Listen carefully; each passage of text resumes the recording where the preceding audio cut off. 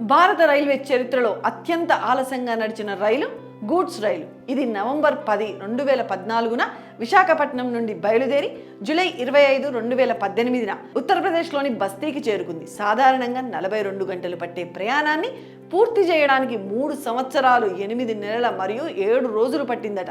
రైలు 1316 బస్తాల ఎరువులను మోసుకెళ్తుంది. రైలు దారి తప్పడం మరియు మార్గ మధ్యలో తప్పిపోవడం వల్ల ఆలస్యం జరిగింది. ఆలస్యంగా నడిచిన రైలుగా వార్తలు అందుకుంది. అయితే భారత రైల్వే చరిత్రలో ఏ గూడ్స్ రైలు కూడా తన గమ్యస్థానాన్ని చేరుకోవడానికి ఇంత సమయం పట్టలేదని ప్రెస్ ఇన్ఫర్మేషన్ బ్యూరో పేర్కొంది. గూడ్స్ ఇంజిన్ టెక్నికల్ ప్రాబ్లం రావడం వలన అది దగ్గరలో ఉన్న ఉత్తరప్రదేశ్ ట్రైన్ యార్డ్కి తరలించారు. అక్కడ ఇండియన్ రైల్వేస్లో ఉన్న వర్క్ డిలే వల్ల అండ్ అధికారుల ట్రైన్ సిబ్బందికి మధ్య ఉన్నటువంటి కమ్యూనికేషన్ గ్యాప్ వల్ల ఈ ప్రాబ్లం వచ్చింది అని చెప్పేసి అక్కడ ఉన్నటువంటి ఇంజిన్ సెట్ చేసి పంపేసరికి అంత టైం పట్టింది అని తెలిపారు.